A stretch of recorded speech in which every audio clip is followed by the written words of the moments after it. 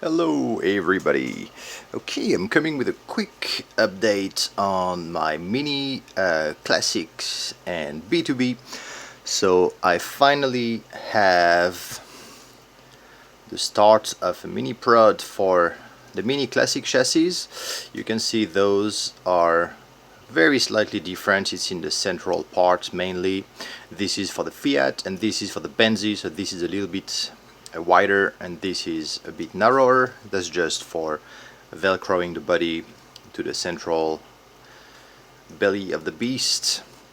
And so now I have black FRP. This was the FR4 that I painted in black, and so that was clearly a cool look. Those are the different test cuts that I did by hand. So now I have the design finalized with a very narrow flex plate at the back, so this acts as the T-plate.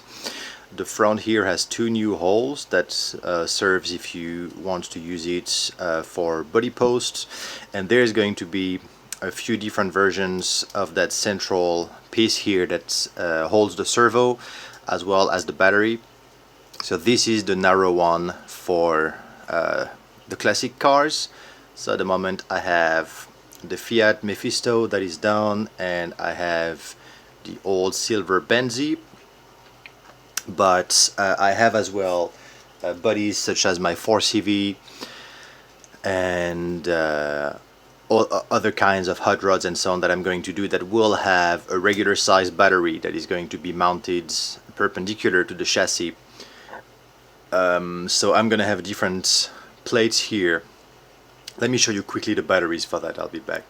Okay, I am magically back. So here is my mini batteries. So for the classic, I sourced those super tiny 7.4 2 cells, 300 milliamp.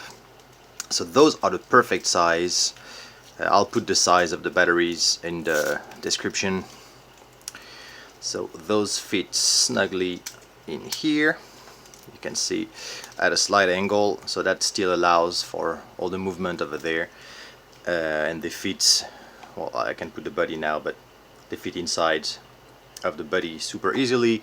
You can use as well those that are from the Orlando Hunter, so those fit as well over there. They go a little bit taller on the back, but still same, they fit inside the body. And so that's the simple way that this car works. This way I can keep it super narrow for the classic chassis, the classic bodies I mean. Now when it's gonna come to just using the chassis for any other regular use, I'm gonna have the battery mounted sideways here, so you can have a regular 2S like that, or the 2S like the GL racing version. So this way will make the chassis a lot more usable for any other kind of bodies. So this is going to be a part, the ABS 3D printed parts at the center here, that's going to be designed in quite a few versions.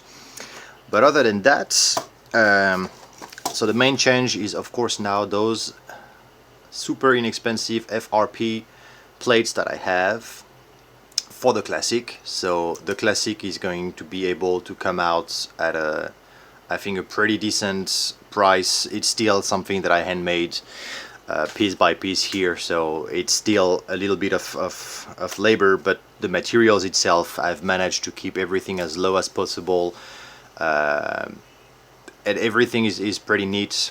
Those aluminum uprights in the front, the hard springs, the servos, everything is a pretty high quality thing, so I'm really happy with this. As you can see, I have silicone tires as well as rubber tires. Those super cool rims are the Atomic Racing.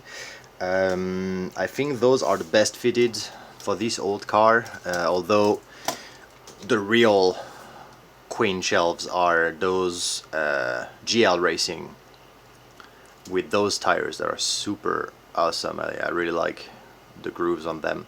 This is the painted FR4, so this is, I'm going to rebuild now with those.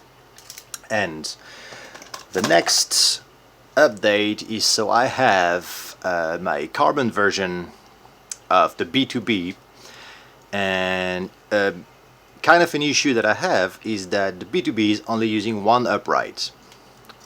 Obviously, this is using two uprights, so for every B2B that I build, I need to buy a set of uprights and basically end up with right side or left side upright that is unusable.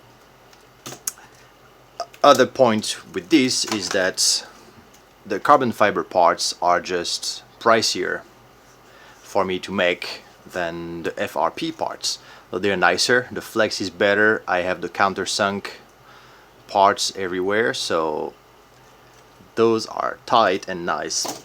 But as I was cutting everything else, I decided to cut the same chassis in FRP, with the difference that there is no countersunk hole anywhere. So this is a chassis that first of all you can use on the regular B2B, but I can use it the other way around and now utilize the other uprights that I'm wasting every time I build one of those for someone, and do a cheaper version of the B2B with the FRP chassis and of course battery mounts and all the steering geometry in the front. So I have all the parts cut in FRP to do a cheaper version of the B2B. So this that and the classics are going to be jumping on the web store really fairly soon, so keep an eye on it. I'll post what I have on Facebook. At the moment I'm gonna have, I believe,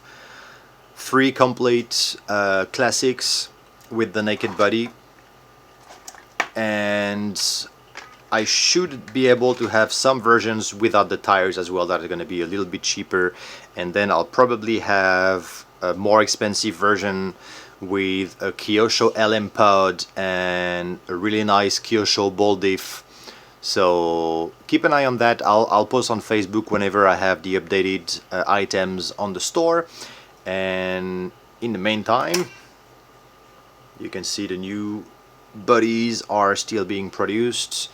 And yep, that's about it for the Mini Classic update. I hope you guys are gonna enjoy this product. I think it's gonna be a really cool little class to run. Bear in mind, of course, the philosophy behind my classic chassis is not, I'm not trying to compete with the MR from Kyosho or the GLA or the GLR.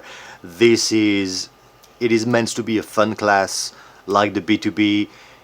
It's gonna go quick, but it's not going to be a racer. I want those things to handle not badly, I want them to handle nicely as those old cars used to.